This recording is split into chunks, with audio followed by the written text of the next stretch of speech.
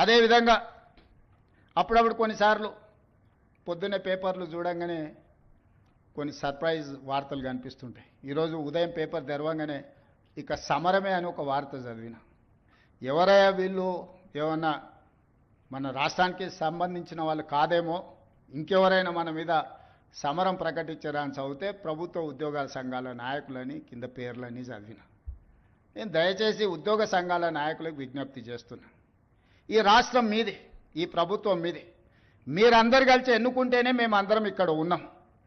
ఈరోజు ప్రజలు, ప్రభుత్వ ఉద్యోగస్తులు కావచ్చు, ప్రజాప్రతినిధులు కావచ్చు, మన అందరం కలిస్తే 2%, ప్రభుత్వంలో పనిచేసే ప్రతి ప్రభుత్వ ఉద్యోగి లెక్క కడితే 3.5 లక్షలు ఉంటారు దాదాపుగా. ఒక 3 లక్షల మంది కాంట్రాక్ట్ అవుట్సోర్సింగ్ ఉద్యోగస్తులు ఉంటారు. ఇంకొక 3 లక్షల మంది రిటైర్డ్ అయిన వాళ్ళు ఉంటారు. వీళ్ళు 9 లక్షలు దాదాపుగా ఈ సిబ్బంది ఉండే అవకాశం ఉంది.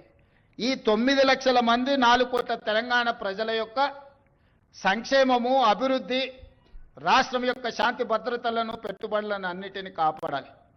ఈ 3%, 2.5-3% ప్రజాప్రతినిధులు కావచ్చు, ప్రభుత్వ ఉద్యోగులు కావచ్చు, రిటైర్డ్ ఉద్యోగస్తులు కావచ్చు, కాంట్రాక్టు ఉద్యోగులు కావచ్చు, లేకపోతే అవుట్సోర్సింగ్ ఉద్యోగస్తులు కావచ్చు, వీళ్ళందరికీ జీత భత్యాలు ఇచ్చి ప్రభుత్వంలో పనిచేసే వాళ్లకు 35 సంవత్సరాలు, ప్రజాప్రతినిధులకు ప్రతి 5 సంవత్సరాలకు ఒకసారి ప్రభుత్వాలను ఎన్నుకునే విధం ప్రజలు మనకు అవకాశం ఇస్తారు. ఈరోజు మీరు ప్రకటించిన సమరం 98% ప్రజల మీద నేను అడగదలుచుకున్న ఉద్యోగ సంఘస్థులు.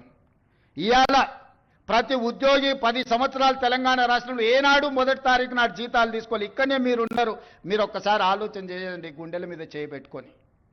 తెలంగాణ రాష్ట్రం ధనిక రాష్ట్రంగా ఏర్పడి 72,000 కోట్ల రూపాయల అప్పు ఆనాడు, ఇప్పుడే నేను రామకృష్ణారావు గారిని అడిగిన, దాదాపుగా 9 సంవత్సరాల నుంచి ఫైనాన్స్ సెక్రటరీగా వారే పనిచేస్తున్నారు. తెలంగాణ రాష్ట్రం వచ్చినప్పుడు మనం కడుతున్న అప్పు అసలు మిత్తి ఎంత అంటే నెలకు 500-600 కోట్ల రూపాయలు సార్. సంవత్సరానికి ఒక 6,000 నుంచి 6,500 కోట్ల రూపాయలు మనం అప్పు కట్టేది తెలంగాణ రాష్ట్రం. జూన్ 2, 2014 నాడని రామకృష్ణారావు గారు చెప్పారు. ఇప్పుడు నేను అడిగిన ఇప్పుడెంత కడుతున్నామని అంటే 16 నెలలు, డిసెంబర్ 7, 2023 నుంచి మార్చి 31, 2025 నాటికి 1,52,000 కోట్ల రూపాయల అప్పులు అసలు మిత్తి కట్టినాం సార్. మనం తెచ్చిన అప్పు 1,58,000 కోట్లు. 1,58,000 కోట్లు 16 నెలల్లో మనం అప్పు తెస్తే పోయినైనా చేసిన అప్పుకు అసలుకు మిత్తికి కలిపి 1,52,000 కోట్ల రూపాయలు మనం కట్టినాం సార్. తెచ్చిన ఏ ఒక్క రూపాయి కూడా ప్రజా సంక్షేమానికో ప్రభుత్వ ఉద్యోగస్తుల కోసం ఆడలేదు. 8,29,000 కోట్ల రూపాయలు ఆయన పెట్టిపోయిన బకాయిలకు ఈ తెచ్చిన సొమ్మంతా అక్కడనే చెల్లించినాం సార్ అని రామకృష్ణారావు గారు ఈరోజు చీఫ్ సెక్రటరీ గారు నాకు వివరించారు.